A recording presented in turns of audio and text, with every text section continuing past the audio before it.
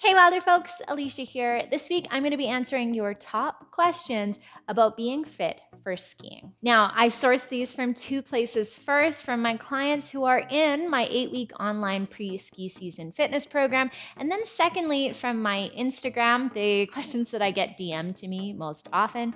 And if you're following us on Instagram, you know that we're actually currently renovating a new gym space, which is really exciting. It's going to be a little bit bigger. It's going to be set up better for filming so that I can bring you guys better exercise videos, better follow along mobilities, and better videos like this as well.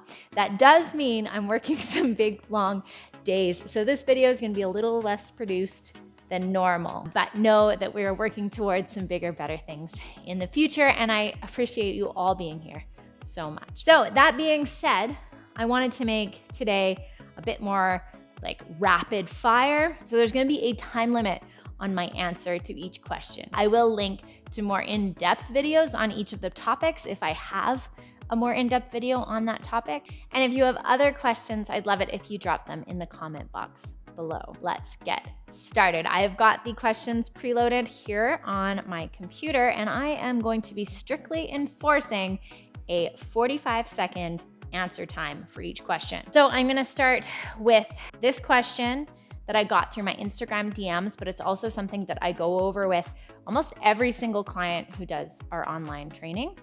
And that question is, should mobility come straight after a strength workout or as a separate workout? Clock starts in 3, 2, 1. So my top answer to this is that you need to be warm before you work on mobility. Mobility is strength through a range of motion around any joint. So if you're trying to get better in your squat position, or you're trying to get a little more ankle flexion after being stuck in ski boots all day, you want to make sure that you're warm before you do mobility. So I will put mobility at the end of strength sessions when I'm working, like even for our 8-week ski program, we do mobility at the end of our sessions. You could also do a warm-up first and then hit your mobility. But I am so happy that you are doing mobility because that is going to help you so much when ski season comes around. Whew, 3 seconds to spare. Okay, this second question is from one of our ski program participants. Now, we did an intake or a starting date for our 8-week pre-ski season program in October, and we're gonna do another one in November. So if you wanna get ready for ski season with me, then check out the link in the description below. We get some amazing feedback, people having their most fun first day back on the slopes because they're putting in just that little bit of time in the preseason. So this next question is, how do we connect exercises to actual skiing? Timer starts. 3, 2, 1. When you're doing exercises in the gym, some of them are going to be to build the muscles that we need to ski. Other ones are going to be you actually training similar movements. But your training in the gym should not look exactly like skiing.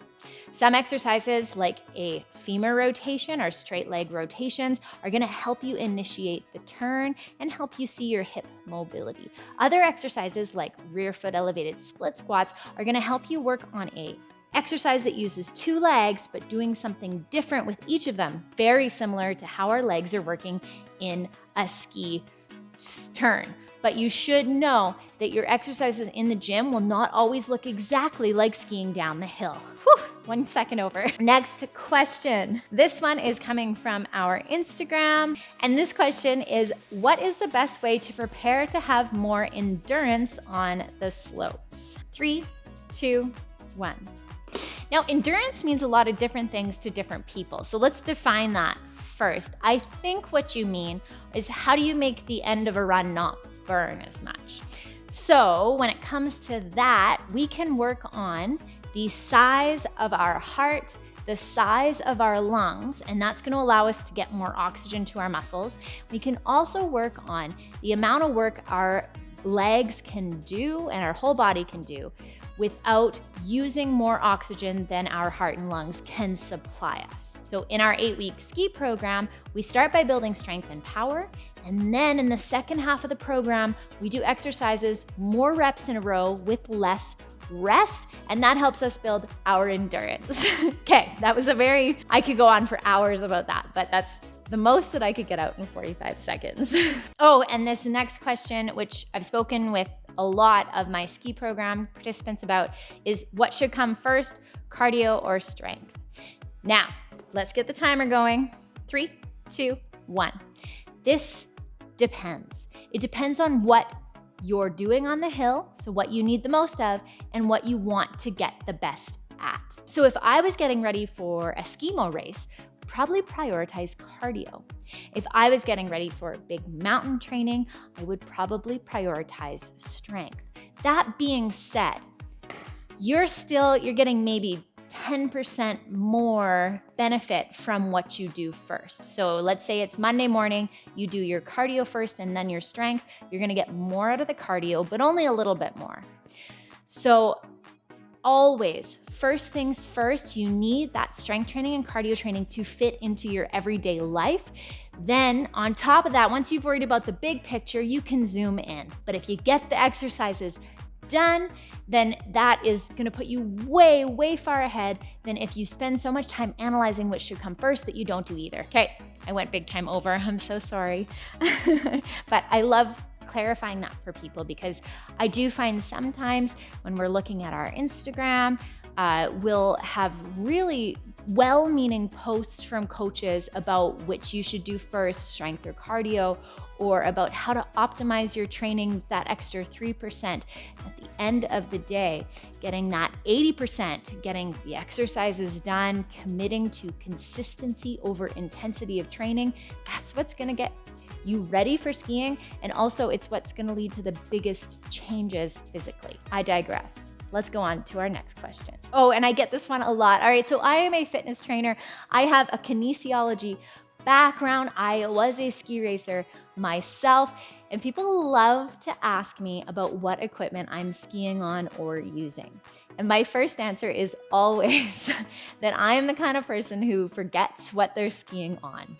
I'm so sorry. I know that different types of skis are best for different conditions. I love playing on a different pair of skis if the conditions change.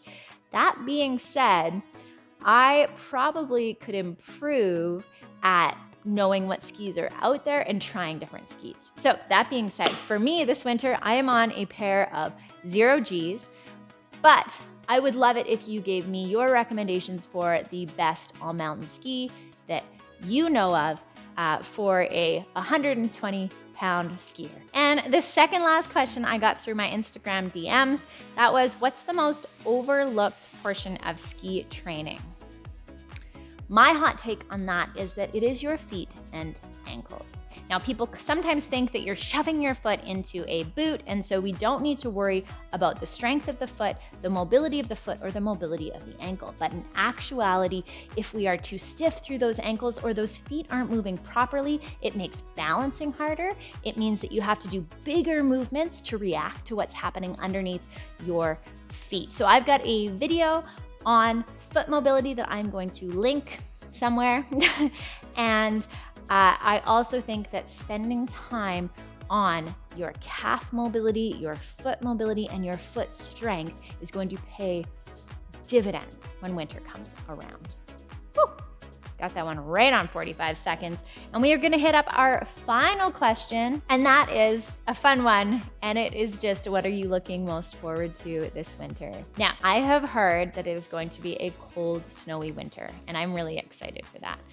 But I have had this year, for some reason, 3 teleskiers in the first intake of our pre-ski fitness program, and they have totally inspired me. So I'm saying it here first, this winter I am going to try teleskiing.